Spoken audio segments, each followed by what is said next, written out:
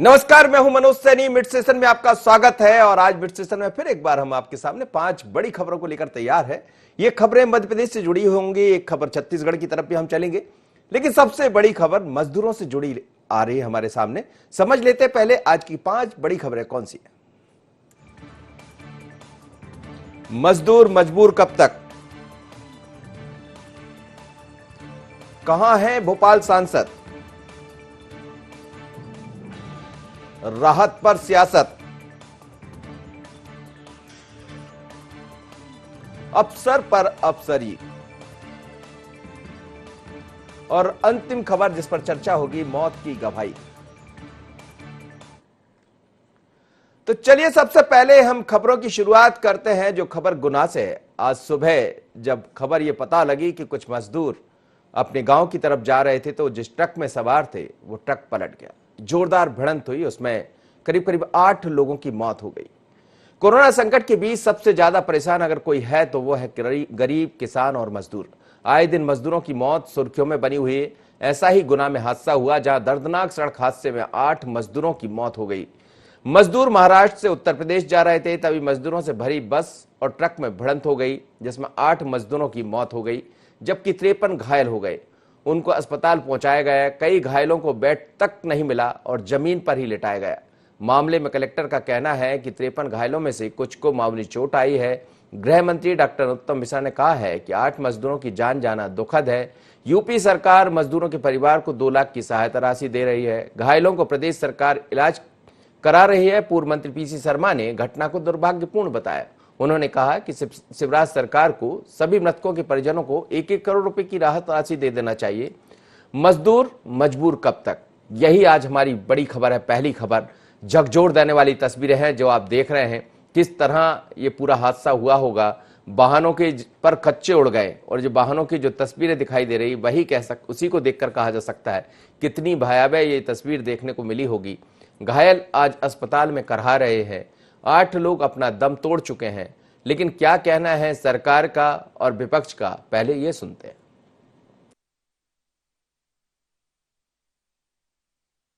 एक दुखद चूंकि हादसा हो गया है। उत्तर प्रदेश के कुछ मजदूर जो महाराष्ट्र से उत्तर प्रदेश जा रहे थे, वो गुना में 7 लोग, उसमें से उनका दुखद निधन हो गया है।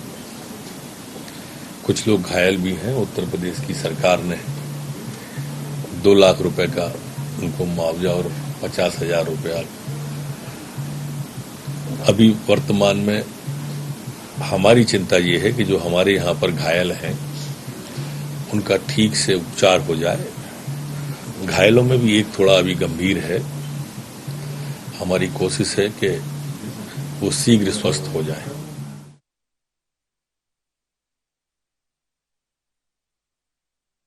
बहुत ही आश्चर्यजनक भी है और दुर्भाग्यपूर्ण है। या तो मध्य प्रदेश के मजदूरों की रेल से कट के या जो पैदल चल के आ रहे हैं अपने अपने घरों पे मध्य प्रदेश में, जो मध्य प्रदेश के हैं उनकी जान जा रही है, या मध्य प्रदेश में दूसरे राज्यों के जो लोग यहाँ से बाईपास हो रहे हैं, जा रहे हैं अपने अपने घर, चाहे उत्तर प्रदेश जाएं या बिहार जाएं, उनकी सड़क दुर्घटनाओं में या पैदल चल के या जिससे उससे भी जा रहे हैं वो वाहन से, उनकी जान ज़्यादा जा रही है। मैं उन सबको अपने श्रद्धासुमन अर्पित करता हूँ। और क्योंकि मध्य प्रदेश की पेरीफेरी में हुई है, इसलिए मध्य प्रदेश की शिवराज जी की सरकार 1-1 करोड़ रुपए इन सब मजदूरों को दे जिनकी जान गई। जब इतने लाख करोड़ों का पैकेज दे दिया है तो इनको 1-1 करोड़ देने में क्या दिक्कत है, जिससे ये लोगों में जो एक दहशत बनी हुई है वो दहशत समाप्त हो। चलिए, तो हादसा बड़ा है और इस हादसे को लेकर सरकार ने कहा है कि उत्तर प्रदेश की सरकार 2-2 लाख रुपए दे रही है। उन घायलों के साथ मध्य प्रदेश की सरकार खड़ी है, पर विपक्ष कहता है कि 1 करोड़ रुपए दे दीजिए। कहना ही तो है, कह दिया 1 करोड़ रुपए दे दी, देना भी चाहिए। गरीब मजदूर है बहुत। इस समय जो हालात, आप जब हाईवे पर जाएंगे, हमने लगातार उसको लेकर रिपोर्टिंग की है, देखा है, तो दिल दहला देने वाली घटनाएं सामने आ रही। मेरे साथ आकाश इस वक्त जुड़ रहे हैं। आकाश, क्या कहेंगे, मध्य प्रदेश की जब सड़कों पर हम गुजरते हैं, हाईवे पर किसी पर जाते हैं, तो ऐसी कई तस्वीरें हैं जो उद्वेलित कर देती है, भाव विभोर कर देती है। कोई बैल से चल रहा है, कोई गाड़ी से अपनी पत्नी को ले जा रहा है, और कुछ ऐसी तस्वीरें हैं जिसमें सब कुछ चला जाता है, जैसा आज गुना में देखने को मिला, क्या कहेंगे? जी बिल्कुल मनोज जी, गुना में जो सड़क दुर्घटना हुई है काफी दर्दनाक है, क्योंकि जिस तरीके से यात्री बस थी जो है महाराष्ट्र से उत्तर प्रदेश की तरफ जा रही थी, और इस यात्री बस में जो है सीधे तौर पर देखें तो हम तकरीबन 60 से ज्यादा लोग जो है इसमें सवार थे, और तकरीबन 8 लोग जो है सड़क दुर्घटना में मौत के गाल में समा गए, जबकि 53 लोग जो है घायल हुए हैं, जिनको पास ही के जो अस्पताल है वहां पर जो है उपचार के लिए भर्ती कराया गया है। हालांकि बात करें तो उपचार जरूर किया जा रहा है, इसको लेकर जो है यूपी सरकार ने भी जो है आगे आकर जो है मृतकों के परिजनों को 2-2 लाख रुपए की आर्थिक सहायता दिए जाने की बात कही है। इसके अलावा अगर हम मध्य प्रदेश सरकार की बात करें तो मध्य प्रदेश सरकार ने भी सभी जो 53 लोग जो घायल हुए हैं, जो हल्के फुल्के घायल हैं या जो गंभीर रूप से घायल हैं जी, उनके उपचार के लिए जो है पूरी व्यवस्था यहाँ पर की है। इसके अलावा अगर हम बात करें मनोज जी, तो जैसा आप कह रहे हैं कि सड़कों का जो हाल है, जो हाईवे का जो हाल है, वो बदस्तूर इसी तरह जारी है कि हाईवे पर लगातार बड़ी संख्या में जो लोग हैं वो अपने अपने साधनों से, अपने अपने तरीकों से जो है आते हुए इस कोविड-19 की मुसीबत में अपने को अपने घर तक ले जाने के लिए जो है जद्दोजहद करते हुए दिखाई दे रहा है। साफ तौर पर हम तस्वीरों में भी हमने देखा कि जो भी मध्य प्रदेश के नेशनल हाईवेज हैं या राज्य के हाईवेज हैं, यहाँ पर बड़ी तादाद में जो बॉर्डर से जो है मजदूर जो है इंटर कर रहे हैं और अपने घर जाने के लिए निकले हैं। कोई साइकिल से है, कोई मोटर बाइक से है। बिल्कुल आप ठीक कह रहे हैं, बिल्कुल आप ठीक कह रहे हैं आकाश। और इस वक्त मेरे साथ गुना के संवाददाता भी जुड़ रहे हैं। मेरी आवाज सुन पा रहे हैं आप? जी। क्या कहेंगे अभी प्रदीप, जो लोग भर्ती है वहां पर उनकी क्या स्थितियां हैं?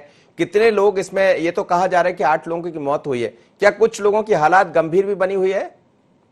हाँ जी, मैं आपके लिए बता दूं मनोज जी, यहाँ पर जो 53 लोग भर्ती हैं, यहाँ पर जिला प्रशासन गुना द्वारा इनके लिए सभी सुविधाएं मुहैया कराई गई हैं, और यहाँ पर इनके लिए प्रत्येक तरीके का नाश्ता, भोजन और इलाज जारी है। यहाँ पर गुना कलेक्टर एस विश्वनाथन हर तरीके से इनके लिए देख रहे हैं और यहाँ पर उनके सभी सुविधाएं मुहैया करा रहे हैं। गुना कलेक्टर एस विश्वनाथन बिल्कुल परमानेंट वहाँ पर बने हुए हैं।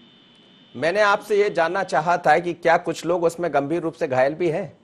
जी जी, गंभीर रूप से घायल 53 लोगों में से 1-2 लोग ही हैं, लेकिन उनकी इतनी ज्यादा वो नहीं है परेशानी, लेकिन गुना अस्पताल ने उनके लिए संभाल लिया है यहाँ पर, और सभी के लिए बढ़िया इलाज जारी है यहाँ पर। चलिए प्रदीप, धन्यवाद आपका। प्रदीप मेरे साथ जुड़े और आकाश। लेकिन मध्य प्रदेश की सड़कों पर इस समय इस तरह की घटनाएं देखने को मिल रही है और मजदूर की मजबूरी नजर आती है। आप चले तो जाइए सड़क पर, आपको देखने को मिलेगा कई किलोमीटर की लंबी पैदल यात्रा, उसके बाद फिर इस तरह की दुर्घटना घटना। अगली खबर की हम बात करेंगे, और ये खबर एक दूसरी खबर है। कोरोना महामारी के बीच जब आम जन मदद के लिए आगे आ रहे हैं, जब सरकारें और विपक्ष अहम भूमिका निभा रहे हैं, ऐसे में चुने गए जनप्रतिनिधि का जनता के बीच न जाना मुद्दा बनता जा रहा है, और विपक्षी दल ऐसे किसी मुद्दे को हाथ से जाने नहीं देना चाहता है। कांग्रेस सरकार में मंत्री रहे पीसी शर्मा ने भोपाल सांसद प्रज्ञा ठाकुर को यह कह दिया कि वो लापता हो गई है। कहां है सांसद? जनता की मदद के लिए उनको आगे आना चाहिए। अब वो गायब है, तो फिर दिग्विजय सिंह लगातार जनता की मदद के लिए मैदान में उतरे हैं। सीएम शिवराज पर निशाना साधते हुए कहा कि सीएम शिवराज के मुताबिक कोरोना ज्यादा खतरनाक नहीं है तो उन्हें मंत्रालय से बाहर निकलना चाहिए। उपचुनाव की तैयारियों को लेकर कहा, जिस दिन से सरकार गिरी है उस दिन से कांग्रेस की वापसी की तैयारियां शुरू हो गई है। यहां भी सियासत पर सियासत नजर आ रही है। दरअसल प्रज्ञा ठाकुर की बात हो रही है, सांसद प्रज्ञा ठाकुर, और इन दिनों खूब चर्चा में है, विपक्ष के निशाने पर है कि आखिर कहां लापता हो गई सांसद प्रज्ञा ठाकुर। और हम देख भी रहे, भोपाल की बात करें या अन्य स्थानों की बात करें, सांसद विधायक नजर आ रहे हैं, लेकिन प्रज्ञा जी नदारत हैं, कहते हैं कि उनका स्वास्थ्य ठीक नहीं है इसलिए वो बाहर नहीं आ पा रहे हैं। पर पीसी शर्मा क्या कह रहे हैं, जरा सुनिए।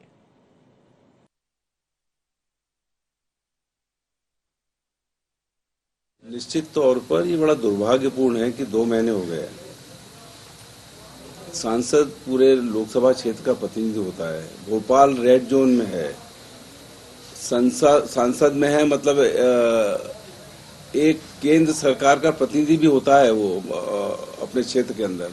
आज लोगों को सहायता ज्यादा मिल सकती थी, केंद्र से ला सकते थे, बात कर सकते थे, उठा सकते थे, लोगों को राशन मिल सकता था, लोग भूखे नहीं मरते। लेकिन ये दुर्भाग्यपूर्ण और आश्चर्यजनक है कि 2 महीने से जब से कोरोना की महामारी आई है और कई लोग भोपाल में उनकी जान चली गई कोरोना से, लोग मुसीबत में हैं, जो मजदूर आ रहे हैं पूरे अलग अलग प्रदेशों के, उनकी जानें जा रही हैं, वो मुसीबत में पैदल चल रहे हैं, चप्पल नहीं है, पानी नहीं है, कोई वाहन नहीं है। ऐसी स्थिति में एक सांसद अगर यहाँ पर होती तो वो अपने पावर का इस्तेमाल करके उनकी मदद कर सकती थी। ये बहुत ही दुर्भाग्यपूर्ण है और भोपाल संसदीय क्षेत्र की जनता का दुर्भाग्यपूर्ण है कि ऐसी जनप्रतिनिधि को हम लोगों ने चुना। चलिए, भारतीय जनता पार्टी की जनप्रतिनिधि है प्रज्ञा ठाकुर जी, सांसद है यहां से, और दिग्विजय सिंह जी के खिलाफ चुनाव लड़ी थी, दिग्विजय सिंह को हार का सामना करना पड़ा। तो कांग्रेस के निशाने पर तो प्रज्ञा ठाकुर हमेशा से रही है, लेकिन प्रज्ञा ठाकुर है कहां? सांसद है, होना चाहिए, ये सवाल भी सही है, पर विपक्ष यानी सरकार के लोग कहते हैं, सत्ता के लोग कहते हैं कि वो यही है, पर उनका स्वास्थ्य ठीक नहीं है। अब सच्चाई क्या है, पर जनता ढूंढ रही कि हमारा सांसद है कहां लापता। सोएब से बात करते हैं। सोएब, बहुत सारे जनप्रतिनिधि इन दिनों सड़क पर नजर आ रहे हैं, कोई अपने तरह से मदद कर रहा है, कुछ अपने तरह से किसी की तरह सहयोग कर रहा है, लेकिन एक सांसद ऐसी है जो लापता है, वो है प्रज्ञा ठाकुर। कहां है सांसद? बिल्कुल देखिए, जिस तरह से अगर पूर्व मंत्री पीसी शर्मा की बात की है तो भोपाल जो सांसद हैं प्रज्ञा ठाकुर, उन पर निशाना साधा है।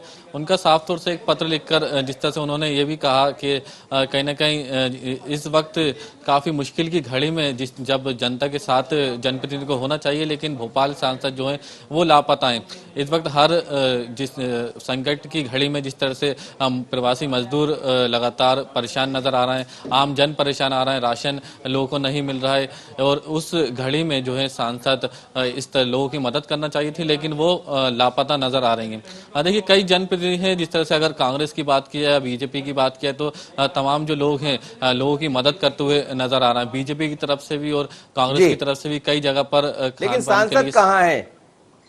बिल्कुल, देखिए, सांसद की बात की जाए तो उनसे हमने भी संपर्क करने की कोशिश की थी, लेकिन उनसे संपर्क नहीं हो पाया। फिलहाल देखिए, कई ऐसे बीजेपी के नेता, उनका साफ तौर से कहना है कि वो स्वास्थ्य उनका जो है ठीक नहीं है, इसलिए वो कहीं ना कहीं घर में यहाँ पर बताया जा रहा है। लेकिन फिलहाल देखिए, इस संकट की घड़ी में तमाम जो जनप्रतिनिधि हैं वो इस तरह के जो सेंटर, जो फूड सेंटर है वो चला रहे हैं ताकि लोगों की मदद की जाए, और लोगों को अपने जो जनप्रतिनिधि हैं उससे उम्मीद रहती है कि संकट की घड़ी में वो उनके साथ खड़ी हों। लेकिन फिलहाल देखिए, अगर यहाँ पर प्रज्ञा ठाकुर की यहाँ पर बात की जाए, जो सांसद भोपाल की, उनका कहीं भी यहाँ पर पता नहीं चल रहा हो। इस संकट की घड़ी में एक बार भी वो जनता के बीच में नहीं दिखी है। चलिए ठीक है, आप पता लगाइए सांसद है कहां, क्योंकि लोग तो ढूंढ रहे हैं, आम जनता उनको तलाश रही है कि हमारी सांसद कहीं से दिख जाए, तो हम भी देख लें कि सांसद मैडम है कहां, लेकिन नहीं दिख रही सांसद जी। और किसी का स्वास्थ्य खराब है तो फिर वो कैसे सामने आएंगी, ये बड़ा सवाल है। चलिए सोएब, बहुत बहुत धन्यवाद, आप मेरे साथ जुड़े। लेकिन जब सांसद गायब होगी तो सवाल भी खड़े होंगे, और निश्चित रूप से इस तरह की बातें कई जगह से कही जा रही है कि सांसद नहीं मिल रही है। कांग्रेस के निशाने पर तो है ही, पर विपक्ष के लोग भी दबे चुपे तरीके से कह रहे हैं, लेकिन खुद सरकार के लोग भी ये कह रहे हैं कि सांसद का पता नहीं है, वो सांसद कहां। अगली खबर की तरफ हम बढ़ते हैं, तो अब छत्तीसगढ़ चलेंगे, और छत्तीसगढ़ की खबर यह है कि केंद्र सरकार द्वारा 20 लाख करोड़ रुपए के आर्थिक पैकेज को लेकर छत्तीसगढ़ में राजनीतिक बयानबाजी तेज हो गई।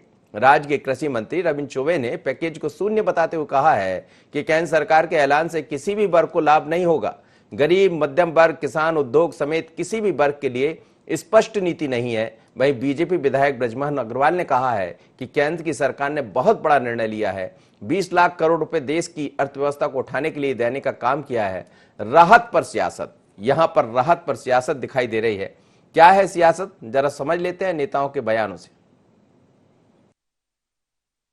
केंद्र की सरकार ने एक बहुत बड़ा कि टोटल जो हमारा जीडीपी है उसका 10%, 20 लाख करोड़ रुपए देश की अर्थव्यवस्था को उठाने के लिए और देने का काम किया है। ये बहुत अच्छी बात है कि जो पूरा देश इस बड़े संकट से गुजर रहा है, आर्थिक संकट से, ये 20 लाख करोड़ रुपए की जो व्यवस्था है ये देश की आर्थिक स्थिति को अच्छा करेगी और लोगों के जीवन में भी खुशहाली लाएगी। हिंदुस्तान को केंद्र सरकार के द्वारा जो कहा जा रहा है 20 लाख करोड़ का पैकेज दिया गया है, दुर्भाग्य से केंद्र की जो योजनाएं संचालित है उनको आप अगर घटा दें तो ये पैकेज को हिसाब लगा के मैं नहीं कह सकता, लेकिन इसका प्रतिशत आपको शून्य ही दिखेगा। ना गरीबों के लिए, ना किसानों के लिए, ना विकास के लिए, ना उद्योगों के लिए।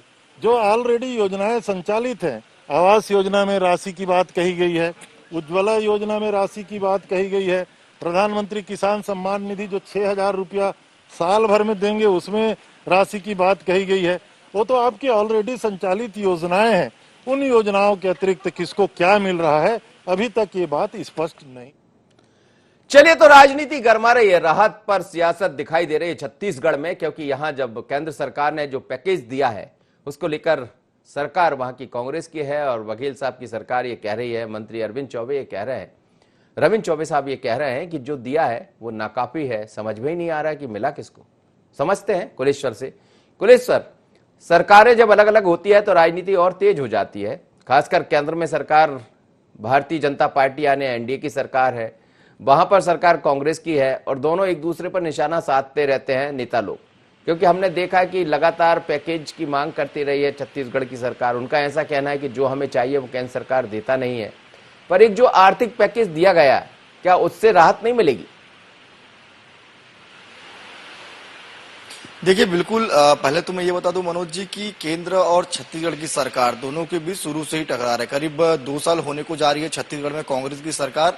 लगातार जो हम देख रहे हैं केंद्र और राज्य के बीच तकरार बनी हुई है। अगर हम पूरे पिछले दिन की अगर बात की जाए तो अब तक मुख्यमंत्री भूपेश बघेल ने कोरोना का कार्यकाल में कुल 23 पत्र जो है वो अभी तक लिख चुके हैं। उसमें से अधिकतर पत्र जो है वो प्रधानमंत्री को लिखा गया है, केंद्रीय कोयला मंत्री को लिखा गया है, केंद्रीय खाद्य मंत्री को लिखा गया है। तो कुल मिलाकर 23 पत्र अभी तक मुख्यमंत्री भूपेश बघेल की तरफ से लिखा गया है केंद्र को। कहीं ना कहीं सरकार चाहती है कि छत्तीसगढ़ में ज्यादा से ज्यादा जो छत्तीसगढ़ के हक का चीज है वो मिलना चाहिए, लेकिन हमने देखा कि पिछले सालों से जो कटौती की गई है, चाहे वो धान में हो चाहे वो अनाज में हो, सभी में कटौती जो है बराबर की गई। इसलिए लगातार केंद्र और राज्य सरकार के बीच टकराव बनी हुई है। अभी जो प्रधानमंत्री नरेंद्र मोदी ने 20 लाख करोड़ रुपए की आर्थिक पैकेज की घोषणा की है, उसमें भी साफ तौर पे कांग्रेस के मंत्रियों का कहना है कि ये किसको मिलेगा कितना मिलेगा समझ से परे है करके। पहले की योजना है उसी में फिर से इन्होंने आर्थिक पैकेज को कर दिया है, क्योंकि लगातार हम देखें तो भूपेश बघेल छत्तीसगढ़ के लिए 30,000 करोड़ का आर्थिक पैकेज की मांग कर चुके हैं और साथ ही 10,000 करोड़ तत्काल जारी करने के लिए पत्र भी प्रधानमंत्री नरेंद्र मोदी को लिखे हैं, क्योंकि छत्तीसगढ़ जो है वो कृषि प्रधान देश है। किसान जो है सबसे ज्यादा यहाँ पे कृषि करने वाले। तो कहीं ना कहीं कोरोना के चलते जो एक आर्थिक संकट जो है छत्तीसगढ़ में भी अब मंडरा रहा है। सरकार चाहती है कि किसी को कोई भी परेशानी यहाँ पे ना हो, क्योंकि 50 से 55 दिन अभी हो गए हैं, सभी काम ठप है। हालांकि धीरे धीरे शुरुआत जरूर हो रही है, लेकिन कहीं ना कहीं छत्तीसगढ़ में किसान ज्यादा है, कृषि करने वाले ज्यादा है, ग्रामीण अंचल काफी ज्यादा है। तो सरकार चाहती है कि जल्द से जल्द जो राशि छत्तीसगढ़ को मिलना है, जो उनके हक है कम से कम वो तो मिले। इसलिए लगातार केंद्र और राज्य के बीच जो है टकरार यहाँ पे देखने को मिले। और अभी जो प्रधानमंत्री मोदी ने जो घोषणा किया उससे भी खुश जो है कांग्रेस की सरकार यहाँ पे नहीं है। खुश होगी भी कैसे, क्योंकि सरकार दोनों एक दूसरे पर आरोप लगा रही है। केंद्र कहता है कि हम किसी के साथ भेदभाव नहीं करते हैं, सभी को सब कुछ दे रहे हैं, और राज्य सरकार ये कहती है कि कांग्रेस के जहां सरकार है वहां सोतेला व्यवहार किया जा रहा है। कुलेश्वर, धन्यवाद आपका, आप मेरे साथ जुड़े। तो छत्तीसगढ़ की एक खबर थी जहां से राहत पर सियासत दिखाई दे रही है, लेकिन राहत की सियासत के बीच अगली खबर दिल दहला देने वाली, और ये खबर है मध्य प्रदेश की शिवपुरी से। शिवपुरी के करेरा में युवक की आत्महत्या से पहले का एक वीडियो वायरल हो रहा है, जिसमें युवक ने आत्महत्या करने से पहले अपनी मौत का जिम्मेदार गांव के ही कुछ लोगों को बताया है। करेरा के अमोला थाना इलाके में आने वाले साजोर गांव के युवक का नाम विकास शर्मा है, जिसने खुदकुशी कर अपनी जान दे दी। लेकिन विकास का खुदकुशी से पहले का एक वीडियो वायरल हुआ है। खुदकुशी करने से पहले युवक ने एक वीडियो बनाया था, जिसमें आत्महत्या के कारणों का खुलासा किया और अपनी मौत के जिम्मेदार कुछ लोगों के नाम बताए। वीडियो में युवक ने अपने साथ हुई मारपीट का जिक्र भी किया है। कहा है कि उसे जबरन यूरिन पिलाया गया। युवक ने सुसाइड नोट भी छोड़ा है। फिलहाल पुलिस ने आरोपियों के खिलाफ मामला दर्ज कर लिया। शिवपुरी करेरा की ये खबर है, जहां मौत की गवाही कोई और नहीं, मौत का जिम्मेदार जिसको बताया है वो वीडियो में नजर आ रहा है कि आखिर कौन है वो लोग जिन्होंने मजबूर कर दिया एक युवा को मरने के लिए। लेकिन इससे भी बड़ी खबर, दिल दहला देने वाली खबर है कि अभी भी क्या हम नहीं बदले, उसको यूरिन पिलाया गया जैसा वो कह रहा है। और ये उसके परिजनों के विजुअल जरा सुनिएगा वीडियो में क्या कहा।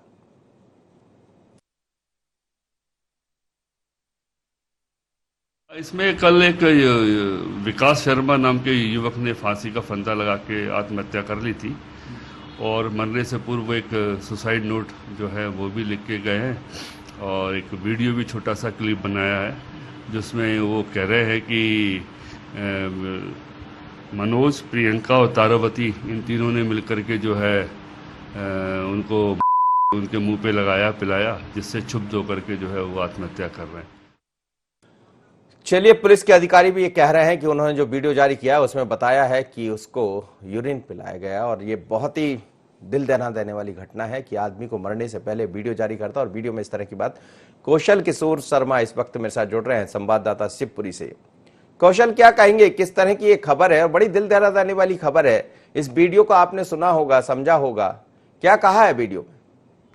ये पूरा मामला अमोला थाना के अंतर्गत ग्राम साजोर गांव का है, जहां युवक विकास शर्मा द्वारा आत्महत्या करने से पहले एक वीडियो वायरल किया, साथ ही सुसाइड नोट भी वायरल किया। इसमें अपनी मौत के लिए गांव के लोगों को ही जिम्मेदार ठहराया गया था। जी लेकिन हाँ जी बताइएगा, वो कौन लोग हैं और क्यों उसको परेशान कर रहे थे? कुछ बातें निकलकर सामने आई? तो 3 लोगों के नाम जो सामने आए हैं, उसमें प्रियंका, मनोज और तारावती कोली नाम जो सामने आए हैं।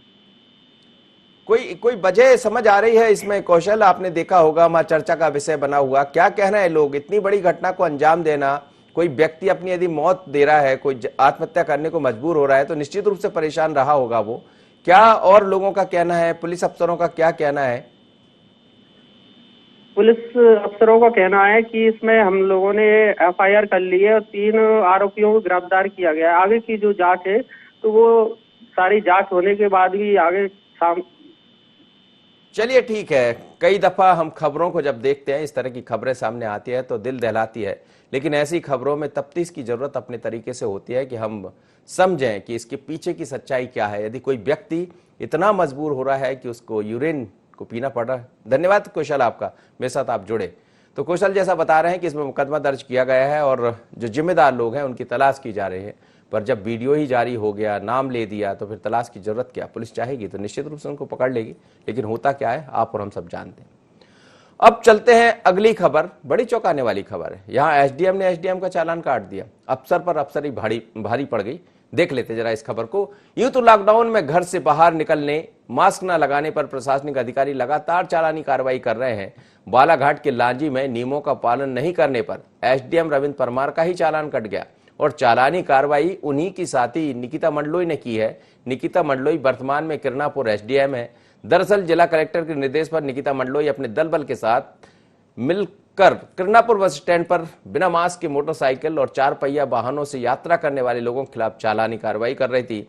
इसी दौरान लांजी से बालाघाट जा रहे लांजी के एसडीएम रविंद्र परमार और उनके ड्राइवर बिना मास्क के पाए गए, जिसके बाद उनका भी चालान कट गया। वहीं बिना मास्क लगाए ग्राम रक्षक, स्वास्थ्यकर्मी, आबकारी निरीक्षक के चालान भी काटे गए हैं। और क्या कहा है निकिता का, क्या कहना है, लेकिन आप ये तस्वीरें देखिएगा, एक दूल्हे राजा भी वहां पे खड़े हुए हैं, एसडीएम साहब भी खड़े हैं, कुछ लोगों से उठक बैठक लगवाई जा रही है। मजबूर हैं प्रशासन के लोग, लेकिन लोग नहीं समझ रहे। जब अफसर ये नहीं समझेगा कि उसको मास्क लगाना है तो बाकी लोग क्या करेंगे? ये देखिएगा आप, तस्वीर आपके सामने।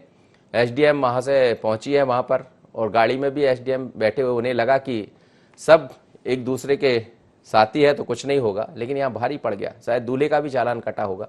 क्या कहा निकिता ने, सुनते हैं। ऊपर से आदेश आए हैं कि मास्क नहीं लगाने पे 50 रुपए का जुर्माना है, तो वही आज वसूल कर रहे हैं और इसमें किसी भी तरीके का भेदभाव नहीं किया जा रहा है। हमने डॉक्टर थे उन पे भी मास्क लगाया, हमारे डिपार्टमेंट के जो लोग हैं उन पे मास्क लगाए, जो बाकी अन्य डिपार्टमेंट के जो ये कह के जो छूट जाते कि हम इस डिपार्टमेंट से उस डिपार्टमेंट से हैं, तो ऐसा कुछ नहीं कर रहा है। इसका मोटिव बस ये है कि मास्क लगाएं, सैनिटाइजर का यूज़ करें। इसके अलावा आज रजिस्टर्स की चेकिंग की गई थी। जो सारी दुकान वाले हैं उन्हें रजिस्टर्स मेंटेन करने हैं कि उनकी दुकान पे कौन आया है, सामान क्या लिया है उसने, और उसका फ़ोन नंबर और पता, ताकि भविष्य में ईश्वर न करे लेकिन अगर ऐसा कुछ होता है कि बालाघाट में अगर कोई आता है केस, तो हमें कॉन्टैक्ट ट्रेसिंग में आसानी। चलिए, ये एसडीएम निकिता है जिनके जज्बे को सलाम कि उन्होंने अपने ही एसडीएम की अफसरी निकाल दी और ये कहा कि साहब आप भले साहब बन गए, आप भले एसडीएम हैं, मैं भी एसडीएम हूं, लेकिन घर से निकल रहे हैं, प्रधानमंत्री कह रहे हैं, मुख्यमंत्री कह रहे हैं, तो मास्क तो लगा लीजिए। लेकिन कहाँ, साहब को तो लग रहा होगा कि हम साहब, साला मैं तो साहब बन गया, पर यहाँ तो कुछ और हो गया। चलिए, आज ये 5 खबरें थी जिन पर हम चर्चा कर रहे थे। खबर बड़ी दिल दहलाने वाली थी, मजदूर की मौत हुई और इस समय मजदूरों को लेकर जिस तरह की राजनीति सियासत देखने को मिल रही है, जिस तरह से मजदूर परेशान है, तो सरकार से हम चाहेंगे कि इस तरफ भी ध्यान दे दे। लेकिन ऐसे अफसरों को भी सलाम है जो अपने अफसर को भी नहीं बख्शते हैं। कल फिर मुलाकात होगी 5 बड़ी खबरों के साथ। मुझे दीजिए इजाजत और बने रहिए IND 24 पर।